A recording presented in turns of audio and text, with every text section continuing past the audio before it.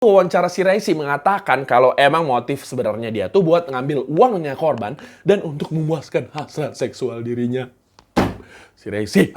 Dan dengan simpelnya, si Raisi ini nunjuk ke dalam box pendingin yang di dalamnya ada potongan tubuh korban dan ngejawab dia ada di situ. Buset.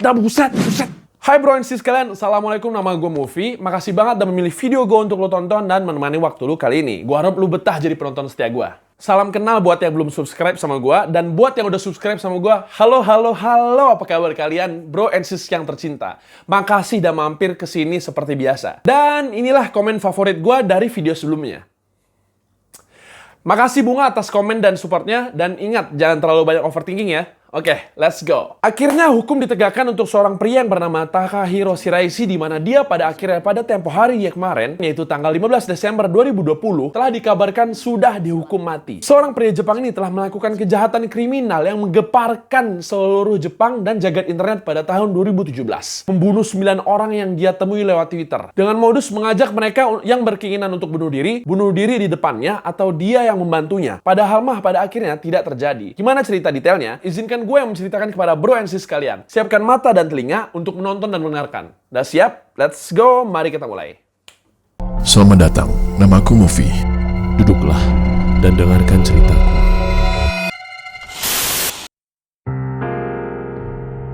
Kalau lu lihat foto ini, kayaknya pemuda ini kelihatan seperti seorang pemuda biasa-biasa aja gitu. Kayak nggak ada apa-apa sama sekali. Semacam orang yang kuliahan atau udah bekerja. Ya kayak gue gini lah. Gak ada yang aneh yang kita bisa lihat dari penampilannya. Tapi orang ini melakukan pembunuhan kejam dengan motif yang memanfaatkan keadaan mental seseorang yang lagi dalam keadaan lemah demi memuaskan keinginan dia sendiri dan motifnya sendiri. Takahiro Shiraishi, pemuda yang lahir sekitar Oktober 1990, dikenal di sekolahnya di SD dan SMP-nya sebagai anak yang pendiam dan sangat tidak mencolok. Nilai sekolahnya biasa-biasa aja. Shiraishi seorang anak yang baik pada masa kecilnya, suka main bola, dan pas SMP dia aktif banget di ekskul yang diikutin lah. Ekskul lari, ekskul lari, baseball. Nah, pas SMP-nya dia kerja part-time gitu di supermarket. Dan pas SMA dia mulai sering nggak kelihatan sama temen-temennya. Dia pernah hilang nggak ke sekolah selama seminggu yang katanya dia pernah mencoba percobaan bunuh diri dengan meminum pil tidur di hotel. Nggak diketahui alasan dia ingin bunuh diri. Kayak gue tuh nilai gue biasa-biasa aja juga, kesannya kayak anak-anak biasa gitu sama kayak dia. Sekolahnya di SMA di Yokohama, dan di momen-momen SMA inilah hidupnya mulai kacau. Kedua orang tuanya bercerai dan ibu sama adik perempuannya pindah. Setelah lulus SMA, doi ini ngambil banyak kerjaan yang unik-unik di supermarket, pabrik makanan, tempat perjudian dan lain-lain lah. Sebelum akhirnya dia pindah ke Zama Kanagawa. Dia bekerja sebagai seorang agen untuk mengajak perempuan bekerja di industri prostitusi ilegal di Kabukicho, daerah di Tokyo, Jepang yang emang terkenal sebagai tempat industri malam gitu dah. Gue gak mau ceritain detailnya gimana. Pada saat itu juga orang-orang sekitar dia udah ngerasa aneh sama dia. Kayak banyak peringatan kalau awas hati-hati di Kabukicho, agen yang aneh, serem-seremin kelakuannya. Ya dia itu. Tapi di sisi lain dia punya skill tersendiri untuk memancing perempuan untuk ikut dia. Skill ngerayunya dia lah, pakai kata-kata yang manis, kata-kata para buaya darat. Aduh. Di sisi lain juga entah apa yang dia lakukan sampai dia punya reputasi gitu di Kabukicho. Dan setelah itu 1 bulan kemudian pada Juni, setelah itu dia masuk ke penjara karena ketahuan jadi agen prostitusi semacamnya lah sama polisi. Karena itu kan ilegal. Dan setelah itu dia mengalami perdebatan gitu sama bapaknya, berantem, dan dia bilang ke bapaknya kalau saya sudah tidak lagi melihat ada makna dalam kehidupan, dan dia minta untuk disewakan apartemen gitulah buat dia tinggal sendiri karena sebelumnya di Zama dia tinggal sama bapaknya. Sebelum itu masih normal hidupnya, dia kayak makan malam sama bapaknya, ngebantuin bapaknya kerja di kerjaan otomotif, bengkel. Ya dia bilang kayak nggak ada arti lah hidup ini. Dia bilang kalau dia mau hidup dengan manfaatin perempuan kesepian dan ngambil uangnya. Inilah latar belakang sebelum akhirnya dia dikenal sebagai Twitter killer, pembunuh dari Twitter. Baru setelah itu, Shiraishi pindah ke apartemennya sendiri di Zama, di Kanagawa, pada Agustus 2022 yang dimana dia sudah berhenti dari pekerjaannya dan menjadi pengangguran. Di Zama inilah dia melakukan kejahatan yang akhirnya membuat dia divonis hukuman mati setelah diperjuangkan di persidangan dari tahun 2017 semenjak kejadian terjadi. Apa yang pria ini lakukan setelah pindah ke Zama? Motif yang dia gunakan adalah pakai Twitter gitu, yang dimana dia bikin 2 akun Twitter dengan seolah-olah karakter yang berbeda. Yang dimana satunya menggunakan username Hangman atau Hang Pro, yang pada dasarnya dia gunakan sebagai alat untuk memancing korbannya, yang di situ dia mengaku sebagai orang yang ahli dalam persoalan bunuh diri dan gantung diri. Buset, serem. Salah satu tweet dari Shiraishi Oktober 21, 2017, dia mengatakan, bullying ada di mana-mana, di sekolah dan di tempat kerja. Dan dia juga mengatakan, pasti di luar sana banyak orang di masyarakat yang menderita setelah mencoba untuk bunuh diri, tapi kasus mereka tidak dilaporkan di media berita. Aku ingin membantu orang-orang seperti itu. Selain itu, di profilnya Shiraishi dia juga menulis, aku ingin membantu orang-orang yang dalam keadaan rasa sakit. Silahkan kirim pesan padaku kapan aja. Dan akun yang kedua, dia di situ berpura-pura sebagai orang yang udah capek hidup dan pengen mencari orang yang mau mati juga sama dia. Dengan akun yang kalau bahasa Jepangnya diartikan artinya aku ingin mati. Dimana isi tweetnya berupa cuitan yang mengatakan sesuatu kayak ayo mati sama-sama, aku ingin menghilang, aku ingin melupakan segala-segalanya, dan lain-lainnya. Dan disinilah dia juga menggunakan kemampuan ngerayunya dia pakai kata-kata yang manis yang akhirnya juga menghasilkan 8 korban. Dan di saat itu dia menargetkan korban-korbannya, yaitu korban yang mengekspresikan bahwa mereka juga punya keinginan untuk bunuh diri. Yang berarti tiap korban-korban ini juga memiliki masalah dalam hidupnya. Dan di sini Shiraishi sangat memanfaatkan kondisi itu. Bener-bener suatu niat yang aneh sebenarnya bagi gua, ngebantu orang untuk bunuh diri. Ketimbang ngebantu orang itu untuk menyelesaikan masalahnya, kayak ada niat lain di balik itu dan ternyata bener. Dia tuh bilang kalau di chat-chatnya dia akan ngebantu bunuh diri atau nontonin atau nemenin atau bahkan bunuh diri sama-sama. Korban pertama Shiraishi adalah orang yang saling kontakan sama dia di Twitter. Yang mungkin Shiraishi ini lihat kalau si cewek ini mengekspresikan keinginan dia untuk bunuh diri. Kayak si cewek ini ngepost cuitan semacam aku ingin mati, tapi nggak mau mati sendiri. Habis itu Shiraishi kayak ngajak cewek itu dengan ajakan ayo mati sama-sama, bunuh diri sama-sama. Tapi kita harus cari tempat yang tepat. Dan akhirnya di hari pertemuan di mana Shiraishi dan si cewek itu sama-sama kayak ngelihat apartemen yang cocok gitu.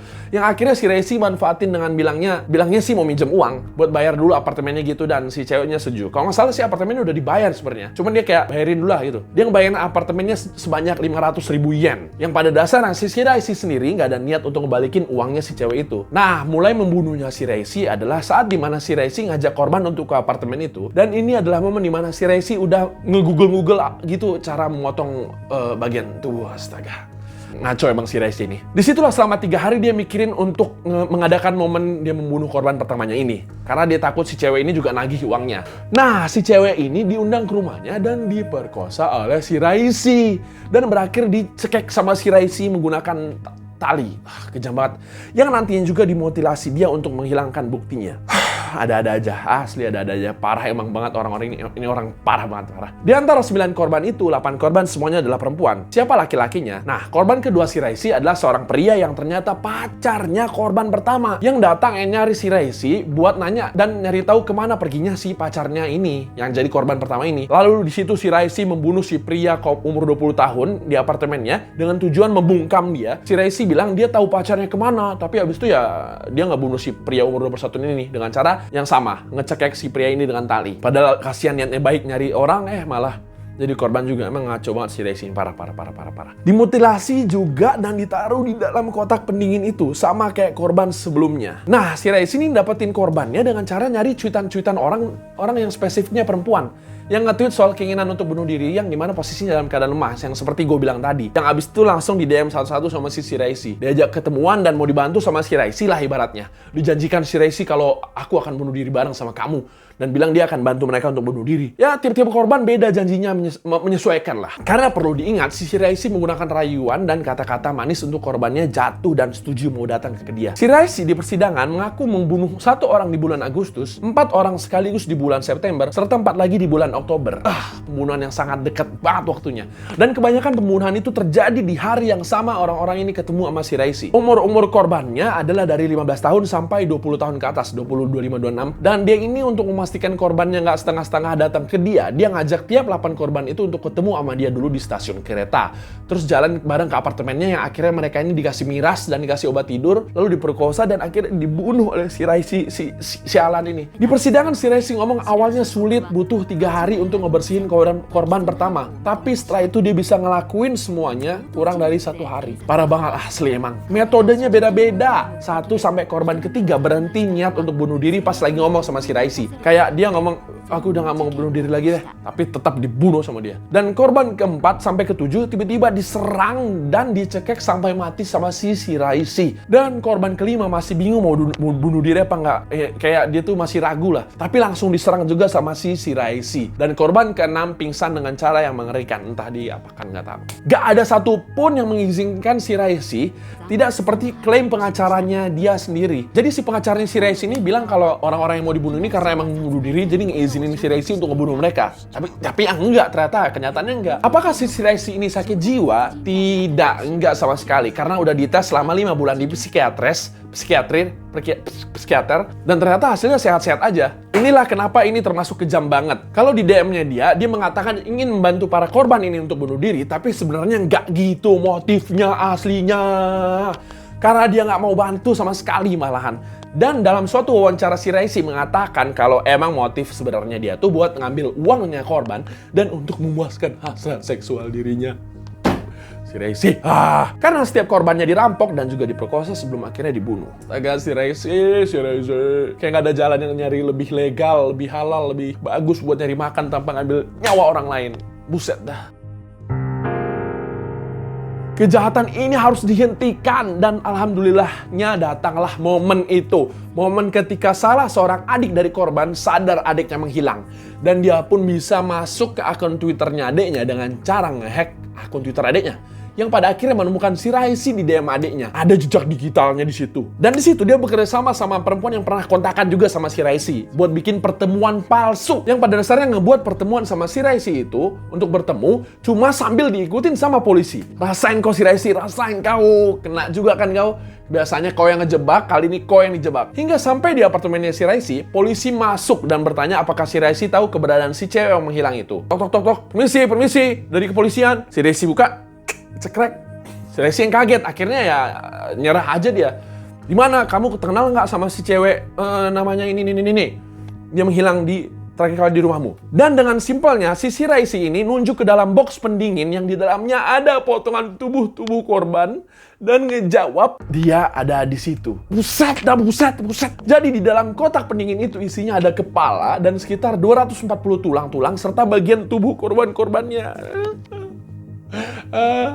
Dan dia dilaporkan juga menggunakan pasir yang suka dipakai buat kucing itu untuk nutupin baunya. Astaga. Gue pas baca dan riset artikel ini diam sendiri deg-degan karena ngebayangin manusia yang kayak gini tuh ada aja di dunia ini. Serem juga, iya serem. Tetangganya juga udah curiga kenapa bisa ada bau busuk datang dari kamar apartemennya itu. Dia ngemutilasi korbannya di kamar mandi apartemennya dengan tujuan untuk ngancurin bukti. Jadi ada ventilasi gitu yang dimana dinyalain terus. Tetangganya nyadar, kok ventilasinya dinyalain terus dah, kok ada bau terus dah dari kamar lu. Ya gitulah. Dan dia disimpan di kotak pendingin yang biasa dipakai mang-mang jual es krim buat naruh es gitu. Lu tau kan mang-mang jual es krim pedal pop gitu? Ya itulah buat naruh. Polisi nyita barang bukti yang berupa 2 pisau dapur, gunting sama gergaji dan tali yang di situ ada jejak darah yang banyak. Dijelaskan si Raisi sendiri kalau metode si Raisi adalah dia ngebuang organ-organ dalam di dalam plastik dan dibuang ke tempat sampah depan rumah gitu aja. Bahkan berbarengan sama sampah-sampah tetangganya. Astaga. Amit-amit. Sedangkan bagian yang susah untuk disingkirkan dia simpan di dalam pendinginnya itu. Aduh. Hal ini benar-benar ngasih trauma untuk keluarga korban yang bersangkutan. Bapak dari salah satu korban mengatakan dia nggak akan memaafkan si Raisi bahkan kalaupun dia udah mati dan dihukum mati. Dibilang juga kalau trauma sampai-sampai kalau lihat gadis perempuan langsung keinget anaknya sendiri. Ini berita yang benar-benar nyesakin hati sih.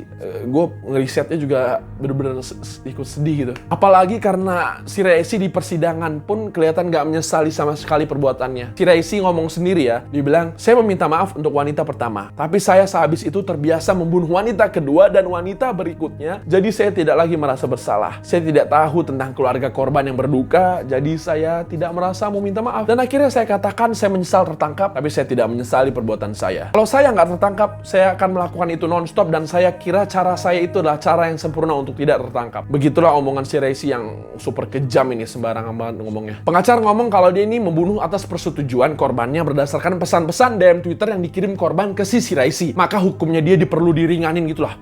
Jangan. Tapi untungnya langsung dibantah sama si Raisi sendiri. Kayaknya dia karena emang udah nggak mau males terlalu debat gitu loh. Dan juga terbantah karena buktinya jelas banget, di mana ada bukti dari bekas cekekan yang jelas-jelas menunjukkan bekas perlawanan korban. Dan dia mengaku bahwa nggak ada satupun korbannya yang ngizinin dia untuk ngebunuh mereka. Dan si Raisi juga bilang dia nggak akan menentang keputusan kalau dia bakalan dihukum mati dengan tenang. Dengan tenang banget. Statement yang benar-benar gue nggak tahu mau komentarin lagi dengan cara apa. Yang akhirnya selama 3 tahun ini dia di penjara. Kayak hukuman mati itu di penjara tapi nggak dikasih tahu bakalan dihukuman mati kapan. penangkapan. Dan pada tahun 2020 ini akhirnya keadilan telah ditegakkan. Dia dihukum mati pada 15 Desember 2020. Baru kemarin-kemarin inilah. Tapi ya walaupun udah dihukum mati, tetap gak bisa membawa kembali 9 nyawa yang udah diambil. Dan trauma yang ada pada keluarga korban. Selain mengambil nyawa, dia juga memberikan lubang yang besar pada keluarga korban. Rasa kehilangan yang amat sangat. Untuk yang menonton ini di masa depan, kalau kamu merasa masalah hidupmu makin membuatmu tersiksa, dan ketika mulai ada pikiran mengarah ke sana, bunuh diri dan semacamnya, nauzubillah min dzalik, jangan lupa untuk cari pertolongan dan mencari orang yang dapat membantu dengan benar. Isi kepala dengan hal-hal yang positif, kegiatan positif, lawan pemikiran yang mengarahmu dari melakukan itu. Tidak ada namanya dunia berakhir karena suatu masalah.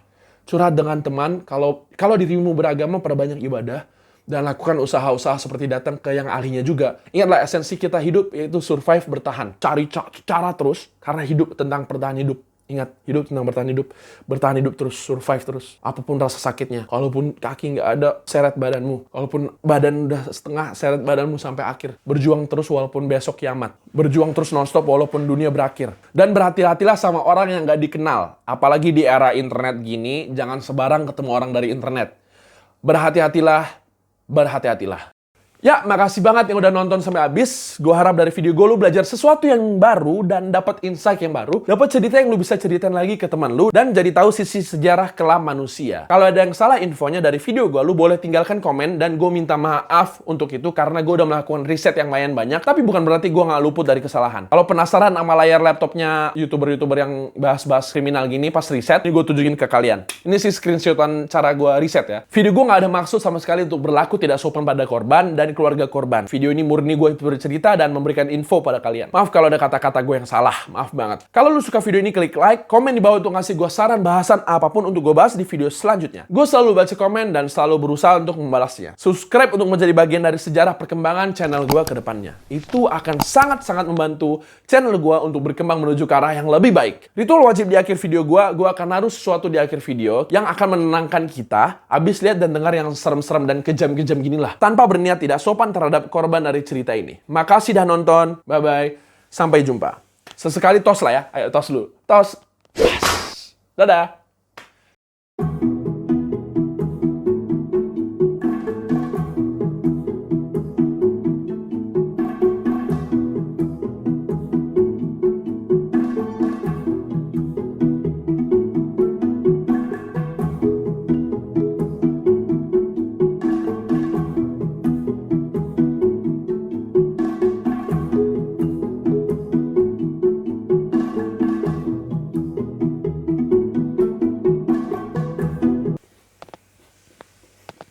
Shishu.